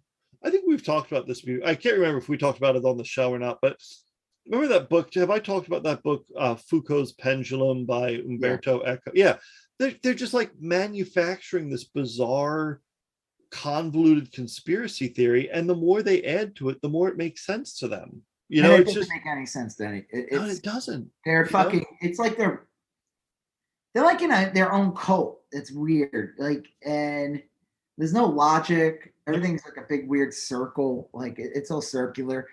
But again, like you even said too at the school board meetings, man, they need to like fucking get like Yeah. if you're not in the town, like if you're not in, if you don't live in the school district, first of Right. all, and you don't even have kids here, the fuck out of here. You should produce a driver's license or some sort of you want voter ID here. Let's start with this. You produce some sort of identification, an electric bill, whatever, something that proves you live You know where what's you're funny? speaking. You know the right wing too. They were getting mad about the vaccine passports thing. Yeah. Well, what's funny too about that is isn't the vaccine whatever they claim it is? It's basically just the thing you got that shows you got the vaccine. Yeah. And people are faking them first of all, which is hysterical. There are people who are paying money to fake one because they're so scared to get vaccine. They need to stop calling it the jab. First of all, they need to like come up with better selling, better marketing.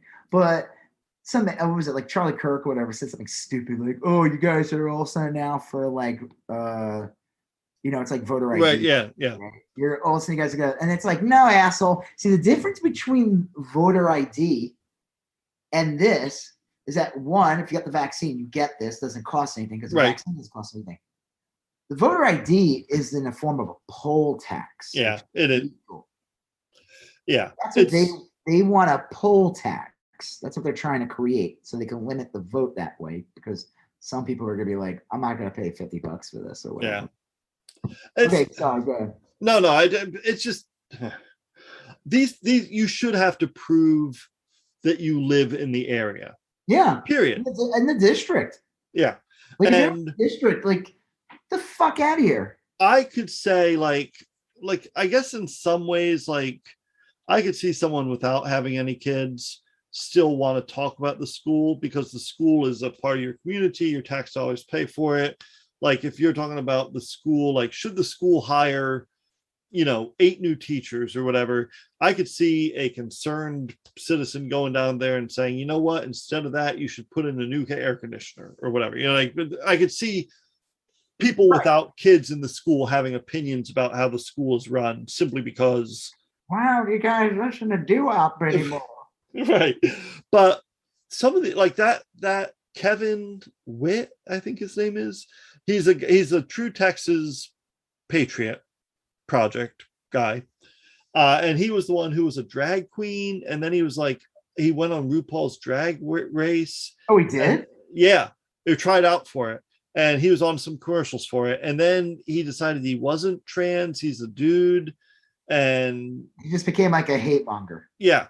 And I'll tell you, this guy, he went to the 1-6 riot. Yep. He was there at the TTP stuff that we got kicked out of the HOA and barbecue. He showed up at that pizza place, Comet Ping Pong Pizza or whatever, and was talking about how they serve baby parts on their pizza and shit. They had to call the police. Well, listen, any of these people, if they could get you to believe that there's a basement and that there's a worldwide sex ring happening under a pizza place, they could get you to believe anything. Anyway, this is a guy, I don't know where he lives, but he doesn't have any kids. All right. And he's been to 6 or 7 local school board meetings. Oh, he spoke at them? Yeah. He shows up and he speaks as an audience member. Does he attack trans people? Because they do that too. Besides the whole pandemic. These are mostly mask-related protests. What the fuck does this guy's opinion matter? Fuck out of here. So this motherfucker's coming to where I live and trying to tell me how to raise my kid, trying to tell me how to vote in my community. This guy doesn't have any kids going to any school, and he doesn't live here. Well, fuck him. He gets 5 minutes of my school board meeting. Bullshit. They need to and he's just one example of they spotted a lot of these people going to multiple school boards all around the country. Right. There was some crazy one the other day in San Diego. Yeah. Fucking adult Cartman monster covered in like blonde dreads. Yes. Went on this I was thinking of pulling up and playing it, but I don't want to even hear this guy. No, he is bizarre. He and he just goes on this sounds long, insane rant. He sounds like a wrestler from the 80s. Yep. Giving like they call that like where they rip apart the other wrestler or whatever. Like, Well, listen to me, Gene. he sounds like if Captain Lou Albano sung for Sublime, or something. It's like basically that. It's like that Yeah. shtick, Georgie Animal Steel is in Sublime. Right. Yeah. Oh yeah. No, this guy, like, we were making, like, someone brought a joke said about the WWF, like, what's this guy's finishing move? And someone wrote the ventilator. Later. I was gonna say that his finishing move is the urn. Right, the urn. Well, what the fuck is going on? And everyone was like cheering for this asshole. And he's just going on this like anti-mask thing. What the fuck is wrong with these people? They're so bizarre. Now, I on my look, I all kidding aside, I know I talked about how great of a teacher I was. I'm gonna brag again here for saying I'm a reasonably bright guy, okay, and I'm willing to wager that I'm brighter and modest too. Yeah, I'm brighter than a lot of these anti-vaxxers and anti-mask people. Now, on my best, most confident day, I am riddled with doubt about my intellect and what I know, and I'm always on the show. Even I'm always hedging. Like I'm pretty sure it's because you have an inner monologue, right? The confidence with which these people speak is staggering. That lady last week that I said was a Facebook post come to life. Yeah, Somebody grew a Facebook post in a lab.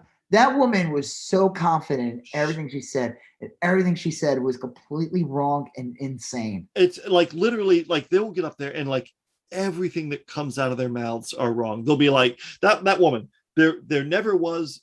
There's no evidence that the coronavirus exists. It was a pandemic, and Trump is really president, and Biden isn't president, and no one has ever been. And she's like a string, and with each word she uttered, she was gaining more and more confidence, like a giant steamroller of stupid. And she just like was like built up. When the Hulk gets mad, he gets stronger. Like she just. But she gets, the more confident she gets. She spoke with such authority. Like if she were speaking a language I didn't understand, like Romanian or something, and I was watching her and she didn't look like a slobbering cloven-hooved mess, I would think to myself, like, judging a book by its cover, are you? I would think like, wow, that is a woman who knows what she's talking about, because she just was like man. It's stunning. Yeah, that woman and that dreadlocked monster piece of shit. Like, these are just some examples. Like I said, we talked about like the one in our area. These people suck. Yeah, they're endangering kids' lives, and like it's crazy. Like when I see the parents that like go out their way and are like, I want my kid to wear a mask. I just feel bad for those kids because they're just like, yeah.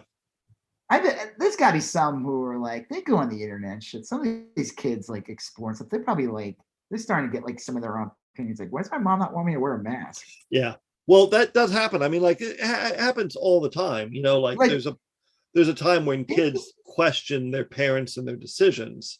Kids are the reflections of their parents. And if a kid's like if a kid start like especially like an 8-year-old, starts saying like some real racist, misogynistic, anti-Semitic, it's any kind of bigotry, it's coming from the house. Yeah, you learn it. I mean, like that shit is learned. It's coming from something. They didn't just pick that up on their own. Well, I don't know. You and I have talked about this, and I don't know if this is a national thing. I haven't really looked into it, but locally, the large number of people, presumably some of our friends and neighbors or whatever, have joined a private Facebook group that's kind of hidden. It's a secret group. In Facebook, you can have a regular group, then you have a private group that you can find and have to ask to join, and then there are secret groups that you can't even search for. You have to be made aware of them. So anyway, there's this underground casino. There's a secret Facebook group that has a lot of people in it, and I tracked down some of their posts on some message boards. This one woman was drumming up support on a Texas A&M alumni board. Yeah, I think you sent that to me. Yeah. Yeah. And they have a plan, and their code word is smiling faces. And whenever like fucking anybody They're an posts, anti-masker group, and yeah, all the PTA is on it. That's a known fact. Everyone at PTA in our schools is on it. I have not been able to see who's in the group or who's not in the group. I haven't really They have like 800 members or something crazy. 800 and some members. And their plan is whenever the school district posts something, they're it's so good to see their smiling faces. Like, and the subtext there is that they're not covered by masks. And when I hear that, it makes me think of do you remember the movie Evil Dead? Yeah, that was a great one.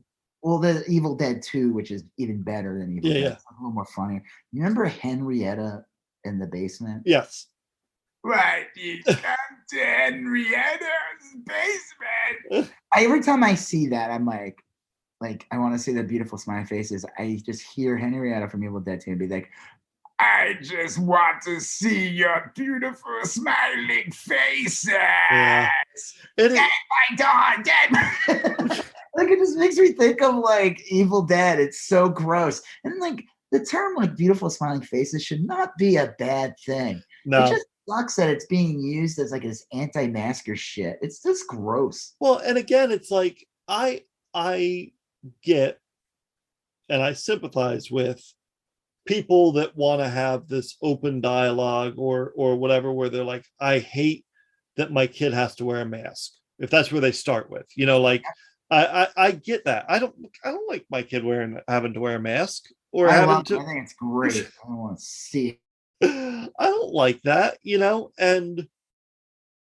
but like, again, these people have this confidence that runs against every piece of evidence we have.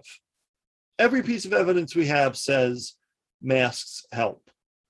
And just common sense will tell you masks help, you know? I mean, these people certainly cover their mouth when they sneeze, hopefully, you know, like they don't. Kids don't give a fuck. I mean, I'm sure high school kids and stuff, they form their own opinion. And you see the high school kids that go to, and college kids that go to places and they wear a mask, and you see the ones that don't. And yeah. The smart ones wear them. But like kids, again, they're just a reflection of their parents. And like little kids would wear it. They don't care. These fucking parents are ridiculous. Well, like, grow the fuck up. Do something right in your life. This is like this is literally the easiest thing you could have done. You know, everyone says like all these fucking survival bucket people, these people who like spend tons of money on hunting gear and all this survival bullshit, and they act like they're the zombie preppers, like they're ready for like the apocalypse. And literally, here's the closest thing hopefully that we come to literally an apocalypse, which is this pandemic. Yeah. And they're doing the fucking opposite thing. Yeah, but that's, I mean, like in a way that people. It shouldn't be surprising, because that's basically the plot of every apocalypse movie we've ever seen ever. Is that humans get together, they try to survive it, and then a segment of humans fuck it up. You know, this one is like bad person that speaks up, and they're bad, and then it just gets, and they easily get like half the people. You ever seen the movie The Mist? Yeah, I did actually. Yeah, one of the best scenes in the movie, which is super fucked up movie. Yes, super fucked up ending. Yeah, it is.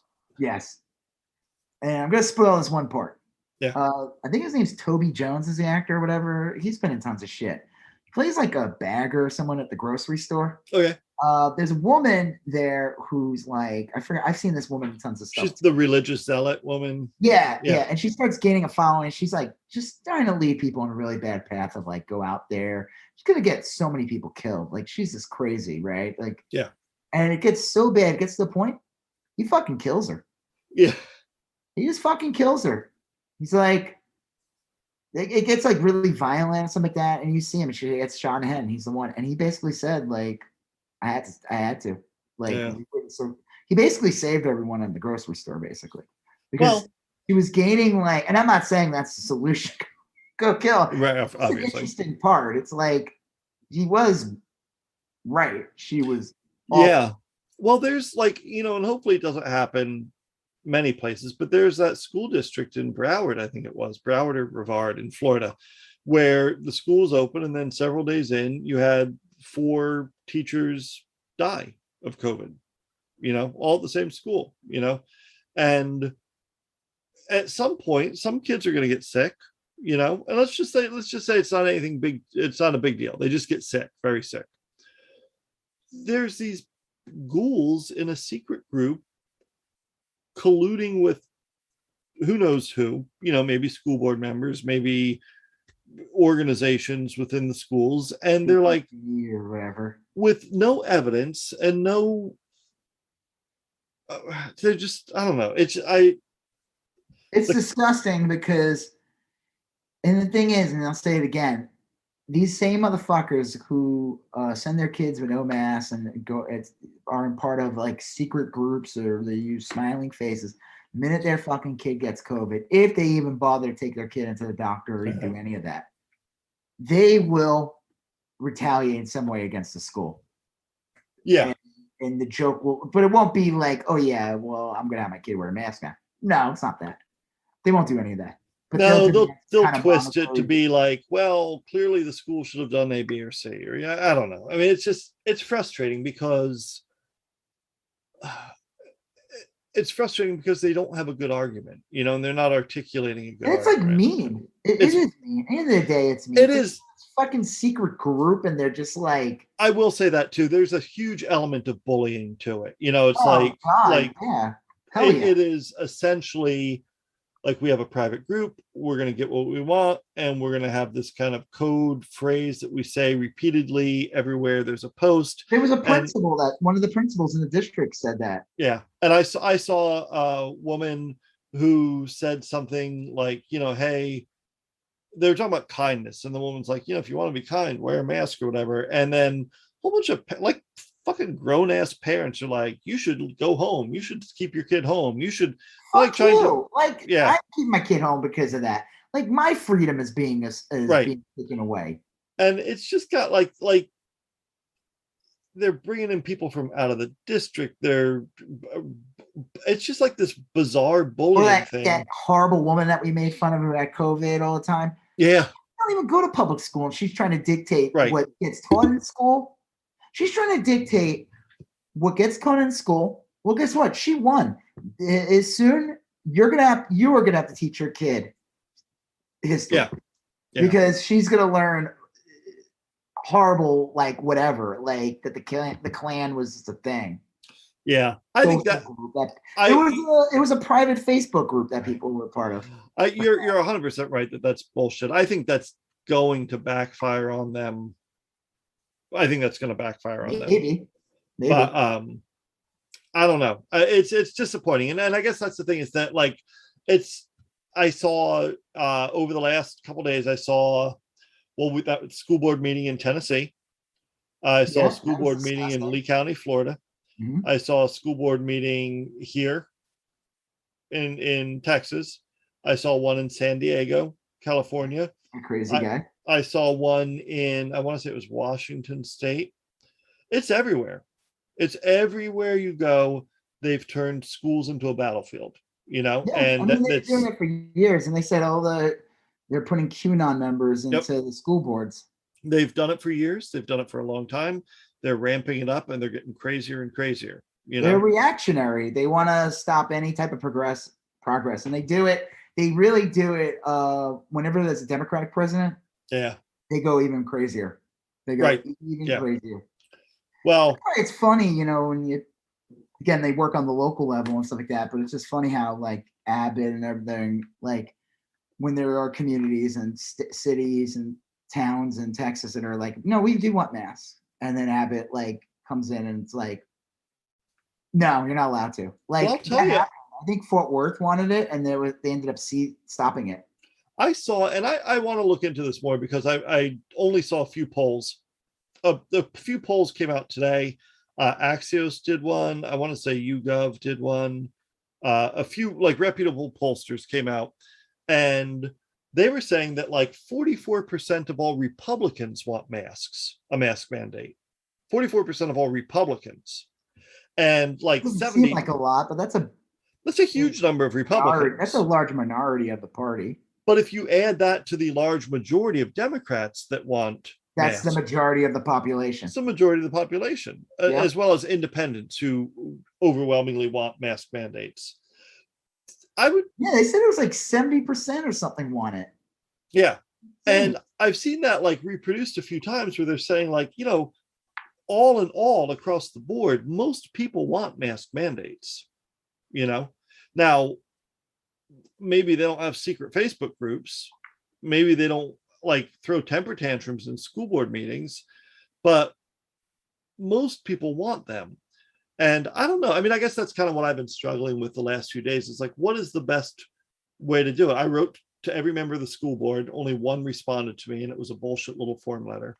Yeah, You know, they have no interest in responding to and anytime they put anything on social media, they just it's like this bizarre half truth or whatever. Well, that fucking asshole Tracy Scott Miller, the guy who's the president of the school board, he put out this thing recently, and he turns into this political thing to attack Democrats. He goes, well, you know, we couldn't do a virtual because like the Texas delegation or whatever's in quorum because of, he didn't say who it was, but it's like we know what he's aiming it at, and that's why we didn't get the funding or something. He tries using waffling and making all these excuses, but he uses an opportunity to attack the Democrats who left the state. Yeah. And like, well, why did the Democrats leave the state? It's like, oh yeah, it was to like, you know, stop democracy ending in Texas. It's just, I don't know, it's just so frustrating, you know. I mean, I don't know what to do. I guess that's the thing, is that like it sucks. It's because it's like I see areas that do make attempts. There was this one town or something in Texas that figured out a loophole how to mandate masks. Yeah. They made it part of their dress code. Right. Which is hysterical that like how powerful the dress code could be. That Abbott's anti-mask mandate actually, it's like, no, it's a dress code. You have to wear this mask. Well, the thing is that what's kind of trapped Republicans is that Republicans in Texas have beefed up dress code laws for years and years and years. Yeah, it's usually like, they want to like outlaw do-rags and sagging pants. They've made it anything so that it's like anything that to attack minorities or attack women. Yeah. Like, you have anything like a yoga pants, straps. What? Yoga pants. Yeah. Anything like that. But I think that's brilliant with the mask. That'll never happen in our area because, you know, our area's got the beautiful smiling faces people running everything. And again, it's like, you know, these fucking people, it's never enough. They use this. It's like, okay, you guys won. There's no mask mandate. There's no quarantine. There's nothing. It's like a regular year. I mean, there's some stuff that, like filtration system, stuff like that. It's like doesn't affect you on a aesthetically. You have no idea. They should have been doing that all along. But yeah. Yeah. But you got everything you want. Oh, but that's not enough because what they now do is like, okay, well, we got that. Now we're going to go after, critical race theory or whatever. We're going to basically make your education suck. You're not going to learn anything. And we're going to go after trans kids next. And we're going to do, and it's all on their agenda. Like, I remember that. I was like watching the school board meeting here and all the crazy people telling people, oh, go get COVID, you'll be fine, which is absolutely batshit insane and incredibly dangerous and disgusting. They had some woman come out and she's like, I want to talk about the real problem in the school. And I was like, oh no, here we go. There was like literature that's in the public library that leads to transgender. Well, this just gets back to their whole thing is nonsensical because stay out of people's fucking genitalia, you fucking freaks. Their big argument about masks is, hey, no one should be forced to do anything. You should have freedom of choice. Why should we? And then it's my like, body, my choice. Right. Then here comes a trans book. Well, why is it no one should be able to look at the trans? I mean, it's like, wait a minute. What? And then they'll, or even like abortion too. Well, you said my body, my choice. Oh, no. Yeah, well, fucking abortions aren't contagious. Like, how about that? Wow, you fucking pine cones. Like, it's ridiculous. People suck. They just suck. It's nerve-wracking. It's like, it is so weird. Like I said, this culture shit and everything's always been a thing that kind of annoyed me, but this is like weaponized now with the masks and the anti-vax stuff. This is literally weaponized. This isn't just like a simple disagreement. No, not gonna have a conversation. We're not gonna meet in the middle here. You are literally exasperating a virus for reasons that have been proven wrong a year ago, if not more, that were proven wrong very early on. They still believe, they think that the mask causes all these problems and you're going to get sick and carbon monoxide when they know that doctors have been wearing masks for fucking years. It's a stupid argument. And if you're still pushing that, you're either really dumb or you're a lying sack of shit. Yeah. Or both. But that I can't stand that shit. The whole like why they won't wear a mask and they come up with like it's like the same thing with the vaccine, but like listen, the vaccine argument has like almost a little bit more validity because it involves injecting something into your bloodstream. Yeah. Right? Okay. Yeah, that's scary. I get it. That's another step. This fucking shit with the mask is such absolute bullshit. Yeah. The carbon monoxide. Get the fuck out of here. That is such bullshit. And some of them will bring up, I mean, the one good point people bring up is like masks do get dirty. Sure. And, you know, you might need to change them or wash them. Yeah. Or have a spare. Okay. But it never stops there. Like, right. I mean, like, that just seems like common sense. I mean, like, you change your underwear. Yeah. Right. Yeah, it's called a washing machine, you know? You change your pants, you know, or shirts. But it doesn't stop there. Like you would think if they were making an argument, I'd be like, yeah, you're right. That's a good point. I think we need to, you know, hey, that same mask you're using all week, you might want to like, you know, not use that one anymore. I agree, but that's not where it doesn't. That's not where it ends. No. All right. So I guess I don't know what else to say about it. I feel like there was something else. It. I mean, we're talking about Ron DeSantis using his time to hawk a medical product. Yeah. Will financially benefit from. That's just disgusting. That's just like that should be illegal. It probably is. You know, I mean, like I don't think it probably is. It is. Like you remember when like they were hawking like Goya products? Yeah.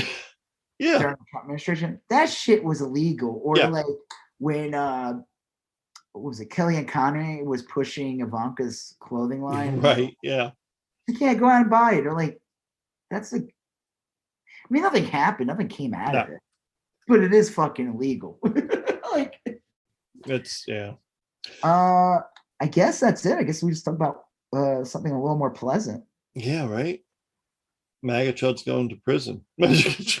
Oh yeah, I forgot about that one. Well, there's not much to say here. I do want to jump to what if in a second, but there was one funny incident today where this little guy had almost gotten away with it. He was gonna get like a misdemeanor charge. Yeah, he's gonna get time served. He's gonna get like a picketing charge or whatever.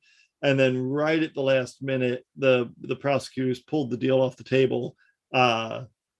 Because they found additional video of him assaulting a police officer. Like 6 incidents of it or something. Yeah, I just one.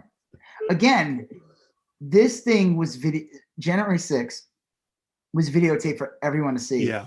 These motherfuckers videotaped the crime. They did it themselves. Yeah. They documented it perfectly. Like they live streamed their crime. It'd be like they literally showed everyone what they did. Yeah. It's hilarious. Yeah, it is hilarious. And that's hilarious. What was the group or the Twitter? Sedition Hunters is the name of the Twitter feed. That is really funny name, Sedition Hunters. Yeah. And funny Twitter handle. They have actually been responsible. I'm sure it's like 1 or 2 people that run the Twitter, but they basically put out these tweets and they ask people to retweet them with a like, have you seen me or do you know me hashtag. And I'll tell you, a lot of these people have been nailed because of this one random Twitter account. It's been really, really nice. Again, as it's nice seeing these people get arrested, get charged and everything, but I want to see some fucking fish. Yeah, I do too. We know who they are. They're basically literally everyone that was praising the Taliban this week is like part of the January 6th thing. Yeah. Well, it's ongoing. Keep an eye on it. That one reporter, Scott McFarlane. Yeah, I follow him now. He's great. He puts up stuff routinely every day. If you ever want to know what's going on with that, who's getting charged and what cases are happening. There was a funny one the other day. I mean, you told me that one with the guns was so fucking hysterical. Oh yeah. I mean, these people all suck, dude. I mean, they're like the school board people. They suck. Yeah. I think any of them are like, I want to see your beautiful smiling faces. Some of these people are just getting thrown in jail because they won't listen to the judge. Right. They're just like, wear a mask, and they refuse to. There's a guy from Texas. He's like, no, I'm not going to wear a mask. And the judge is like, if you're going to wear a mask or I'm going to keep you in jail. And he's like, I'm not going to do it. That's insane. There's a bunch of them are in jail and they come out looking like the fucking Taliban or something. And their big complaint is that they won't give them haircuts or shaves in prison unless they get vaccinated. And they don't want to get vaccinated. So they think this is like some sort of violation of their human rights because no one will give them a shave.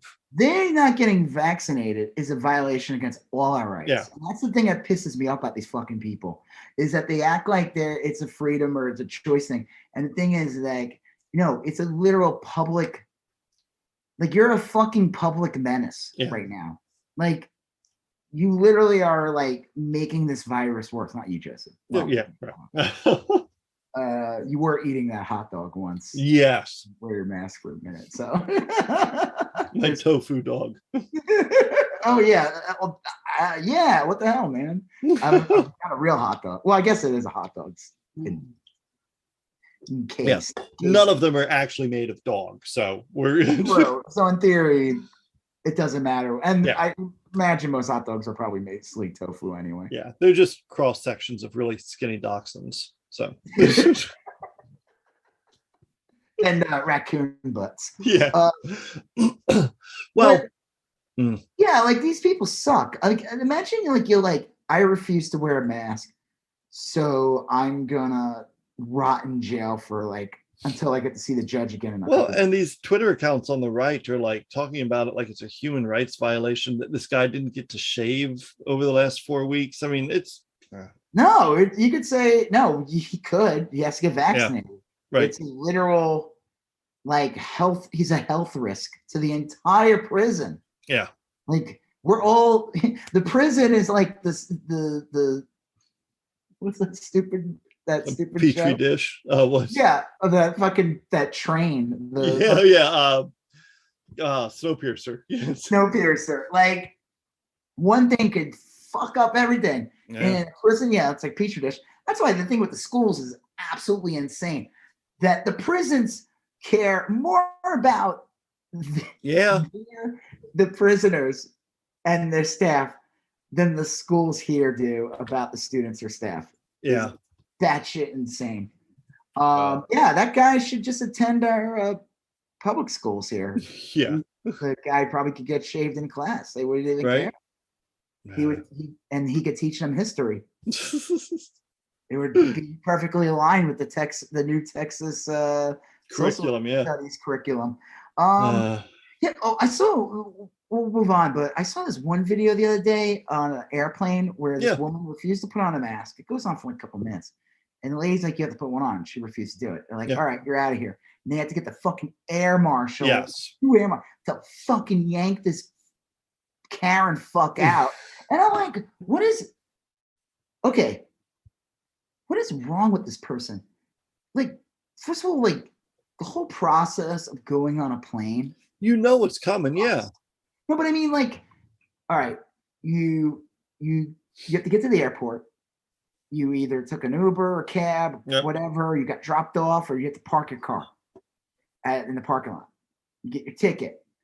You have to take your shoes off and your belt and go through a fucking X-ray machine that sees your ding-a-ling or your and your nubs and everything. And you're fine with that. Like, we're fine with that. We just do it. And then you wait and you gotta wait to board, and then getting on the plane of sucks too sometimes because Yep. everybody should get bags away. So you're talking at most, even at the quickest, it takes like 45 minutes, even at the quickest, to get on the airplane from your arrival. Like if you don't stop anywhere or do anything, but to like go through all that, man. And now you're on the plane and you're refusing to put on a mask, and they're basically telling you they're gonna kick you the fuck off. The fuck is wrong with this person? Just wear the You have goddamn to be mask. just completely insane. I would be like, you know what? I don't want to wear this, but I also don't want to go through all that again. I just want to go home. I'm on this plane because I just want to go home. Fine. Give me the medical one. I'll wear it. Right. And this person refused to do it. They have to fucking physically throw her off the plane. And I'm just like, people are fucking deranged. That's deranged. I'm sorry. That is mental. Like that's like a martyr complex. They want to be filmed doing that. They look like a fucking idiot. They don't not in their head. And everyone there was like clapping and because shit. It slows down everything too. Like they can't leave until this fucking asshole is removed. I would be like, put your fucking mask on, lady. What the fuck? Yeah. Or get off the plane. Just get off the plane if you're refusing to fly. Plane. You know what? Fucking drive there. Like, we want to go home, asshole. Like, we need more of like people like coming out and being like shaming these fucking idiots. But that person had to be physically removed from the plane. And it was like, and who knows if that company is even going to let you on the next plane? You're probably on like a list now. I'm sure. Did you see that one where the guy tells this woman to take like fucking take Spirit. I suggest you try Spirit. I thought that was hysterical. Yeah, this woman's like, she's talking to the guy, and the guy's like, "Yeah, I saw what you did. Yeah, we caught you. You know, you were with a mask." And she was also like incredibly rude to certain people. She was real demeaning to the ticket taker. And she was like mean to some kids or something crazy like that. And they're like, "Yeah, you're not getting on the plane." And he told her to go on Spirit. Spirit's like, "We don't want her." We got to deal with a bunch of drunk frat guys coming from Vegas flying back to Chico. Okay, so I guess we should talk about What If real quick. Yeah, let's wrap it up with What If. I don't have a ton to say other than, man, I really loved this episode. It was great. So we talked about What If last week. Yep. It's a show on Disney Plus. It's basically like an alternate, like certain things change. Alternate storylines, like if this or that. Last week's episode we talked about was if Sharon Carter got the vaccine. The super soldier serum instead of Steve Rogers, and she became Captain Carter. And that was awesome. And then it was very good episode, which was kind of interesting and kind of it was a funnier episode. It was funny. It was very funny. I mean, it was based on like Guardians of the Galaxy, so it's going to be a little more humorous. And the plot is, what if T'Challa became Star-Lord? Which sounds really weird. Like, it's such a bizarre, like, it's like the last thing you would think. Yeah, I wouldn't have picked T'Challa to be Star-Lord, but it worked perfectly. Well, the joke is like T'Challa leaves Wakanda, like he breaks through. I forgot why he does. Like he was like mad at his dad or something. Yeah, he just wanted to see the world, and the dad's like, the world's hard or whatever. Anyway, he wants to see the world. Yeah, and so he goes outside, and then the joke is that he basically gets taken by the ship. And the joke is like, what if basically Yondu wasn't the one that. Because Yondu's the one that basically takes Peter Quill into space, but find out he was working for Ego, and it was specifically Target. I guess he farmed it out to the two dumbasses in the Ravagers, Taserface, and that other guy played by Sean Gunn. Right.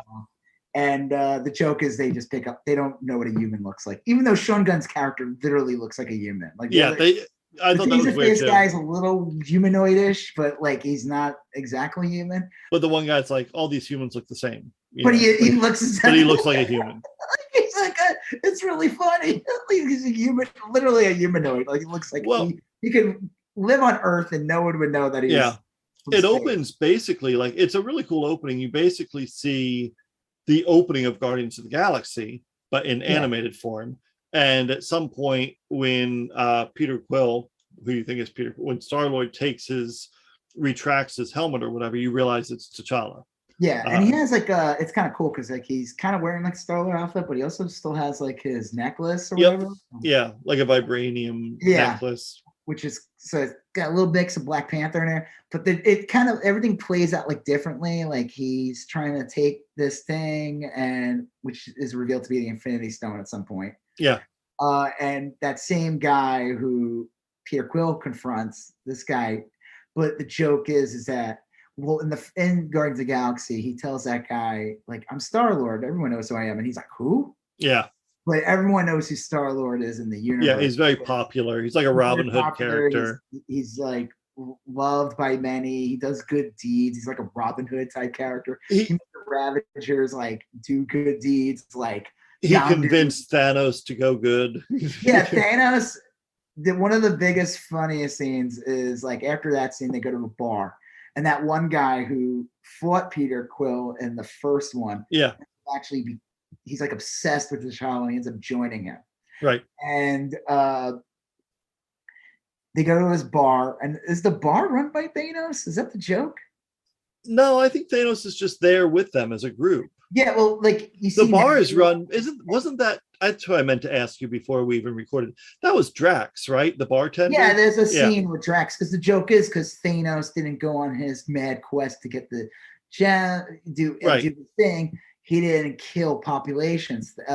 Drax was a victim of Thanos because Thanos had Drax's wife and kid killed, and that was the plot. And in this version, because Thanos didn't do any of that stuff or stopped doing any of that stuff, basically it changed the entire universe. So Nebula is pretty much, except for like one little thing, it's like she has like a little melting on her one eye. She's pretty much human. She's not a cyborg. And she's got like long blonde hair, and she looks more human. She's still blue, but like, and then Drax, it's just this quick scene. He's just a bartender there, and he has kids. Yeah, and and it's awesome because like it's funny. Like they got all the voices. That's Chadwick Boseman as T'Challa. That is Chadwick Boseman's last. Like that is literally the only. That's it. So it's kind of eerie when you listen to it. Like. That's it. Like that's his last as Black Panther. It's real bittersweet. Yeah. But it was like a different, it was interesting. And like and it shows you like what Thanos kind of like being reformed and not doing his stuff. Therefore, like there's no Gamora. Right. Which I don't know. You gotta ignore some of the time. It doesn't really make any sense. Like I would imagine Gamora is just like a little younger than Chadwick Boseman, you know what I mean? Like when Gamora's still been created. Yeah, you can't think about every little detail as you're watching this. But it's done well enough that you just enjoy it. Don't think too much about the timeline. I think it all kind of makes sense. Mm-hmm. Shut up and enjoy yourself. But I thought the thing with Nebula and Thanos was like kind of sweet. It was like they had this like absolutely awful relationship. He like abused her, basically turned into like a robotic freak in our world, or whatever it is, what we know the Marvel universe. And in this one, she's like got her shit together. She's kind of actually like the boss. Yeah, she is kind of like running the show to some extent. There's a lot of great little, I guess it'd be cameos. There's a great Howard the Duck cameo. Well, Howard the Duck only ever had cameos in Guardians of the Galaxy. He's in like he shows up in the cutscene in the end of the first one. And then he's in a bar in the second one. And I guess he's in he's in Endgame when they open up the portals, like when they're opening them all up. Yeah. Sean Gunn's character's there, and supposedly so is Howard the Duck. It's like a blink and you miss. Yeah. Howard Duck's got like a gun and everything. It's really stupid, but like it's blink or you miss it. But so this was probably the most you ever seen Howard the Duck. Yeah. That was cool. Outside the classic 80s movie. Yeah, great. Yes. George Lucas, yeah. Yep. Great movie, great classic. But there's just a lot going on. It never lets up. It's real fun and breezy, but it feels consequential, you know. There's some cool shit too, because it shows you like there would be like a power vacuum, obviously, without Thanos, like without him on his quest, there would be other people. So like the collector becomes a more, and he's still voiced by Benicio del Toro. He becomes a more deadly villain. Like in the movies, he's always just kind of been like a wacky guy. Who's like, he doesn't really, but in this, he's all buffed out. He's got weapons and shit. Yeah. He's like, whatever that group, the evil group that worked with Thanos, they work for him. The Black Order. Black Order or whatever. Yeah. They basically work for the collector. Yeah. And it's really, I enjoyed it. Again, animation's like amazing. It's very good. The funny thing about Thanos though is he like will, when he's talking to people, he'll talk about his idea and they'll be like, dude, that's genocide. It's just kind of laughed off. It makes me think of like, like libertarians that have like really horrible Yeah, it does. He's just casually sprinkling in there that like he wants to kill half the world. But then he says no because it would like not. They said genocide. He's like no because it wouldn't target anyone specific. Yeah. Mission. But he says it like with a smile and it's kind of funny. It's like he's like somebody who just has like a really shitty opinion, but he hasn't enacted, and he's also kind of heroic. Yeah, like he's working with it's the good guys. Yeah, it's really funny. Like it's just like. So it's kind of cool seeing that, but then there's a huge price to be paid in the end. It's almost like the What If show has a little bit of like a Tales of the Crypt type twist in the end, where like everything, it's like you're watching it, it's like it's fun, but it's like you feel like everything kind of worked out perfectly. It's like Chadwick Boseman's character kind of like has such a had such a positive effect on the galaxy or whatever that like it stopped a fucking monster from enacting his quest, and which basically stopped the creation of like flawed tragic heroes or bad situations from happening. But they show in the end, spoilers, I mean we already spoiled it. You see a clip in the end, the very end, because they do go home. T'Challa goes back to Wakanda. And brings his galactic family with him. He brings Thanos there, which is funny because Thanos did go to Wakanda one time. Yes. It didn't go as well that time. But. No, he wasn't as nice. He wasn't as lovable. Big purple lovable. Really just some bad political, he's like it's like a libertarian on Bill Maher's show. It's like they got some bad takes and laughs and they you don't think too much about it, It's like, well, you do see at the very end, you see Peter Quill mopping up at a Dairy Queen. Yep, the Dairy Queen from Guardians of the Galaxy too. Listening to Space Age Love Song on his Sony Walkman. Yep. He's just kind of like, became like a janitor or whatever. And and Ego shows up. Yeah. And basically said the world. The Watcher basically goes, that's like the end of the world. Yeah. Because the whole plot, that's a Guardians of the Galaxy too. Like, right. You watch it, it's like Guardians of the Galaxy saved the universe in the end of Guardians of the Galaxy 2. Like stopping Ego. Ego he I guess had kids and he planted the seeds all over the world. The galaxy over like thousands or millions of years doing this. And the whole goal was to like one of his kids would ignite the power or something, and it was very convoluted. But that's it in a nutshell. He would basically take over the universe and destroy it or recreate it or whatever. Like almost like worse than Thanos, actually. Yeah. And this Peter Quill would not have any experience. He would not have the Guardians of the Galaxy family to help him. And he'd probably embrace it because he was just some random janitor. He'd be his mom died. He probably had barely, I think he's like raised by his uncle or whatever. It's tough life, yeah, it's a shitty life, whatever. And here comes this guy who's like, oh yeah, you're a space god, so easy prey. And so it's kind of a fucked up ending, actually. If you think too much about it, if you don't watch that last seconds, it's a beautiful episode. Yeah, it really is. It's just kind of weird. They got like all the voices back almost, except for Peter Quill. I was looking at the cast. Yeah. The guy that was not Batista who did Drax. You could tell. It it's kind of fucked up. I didn't read the bullshit story, but like supposedly they were asked about it. Batista's brought up there, like, are you doing the voice or something for your character? And he wrote back, he goes, I wasn't even asked. Yeah. And James Gunn was like pissed or something in the tweet. Like he didn't make the episode. Right. It's just weird how they have voices. I think there's a lot. I don't know. I'm not going to get into it now. Yeah. That's over. But they put out some bullshit of like why Batista wasn't asked, or I guess they're doing a Captain Marvel. Like Captain Marvel shows up in an episode. Yeah. Brie Larson didn't do the voice. Huh. Like what's his face didn't do Steve Rogers. Chris Evans. What's his face didn't do Star-Lord for his like 1 second of speaking. But they did get what's his face to do Ego. Yeah. Kurt Russell. He has one line. Yeah.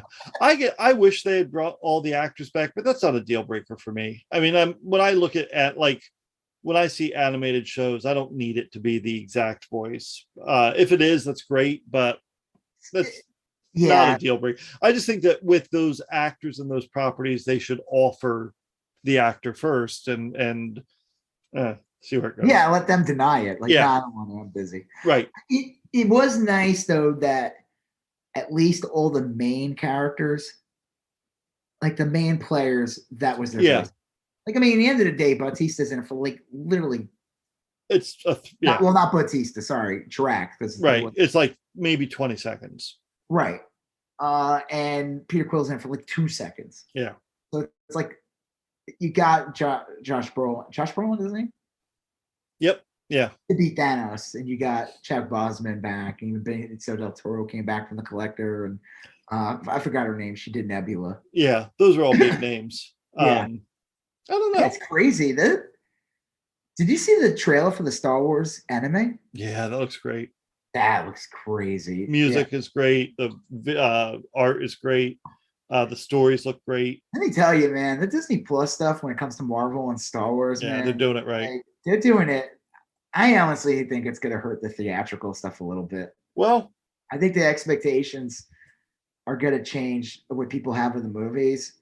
I think Black Widow might have been a bad example just because of the timing. And should have came out a year ago, but like Shang-Chi comes out like I think in like 2 weeks. Like I'm not going to go to the fucking theater. No, I don't think it's even going to be on Disney Plus. I don't think they're even doing that premiere for that one. They still plan on releasing all the movies, but I'll watch them. I don't know when, but I'll watch them. What? I said I'll watch them. I don't know when, but I'll watch them. Yeah, exactly. All right. Well, on that note, I guess we'll talk about the next episode next week, and we'll talk about the ongoing saga of shitty people. There you go.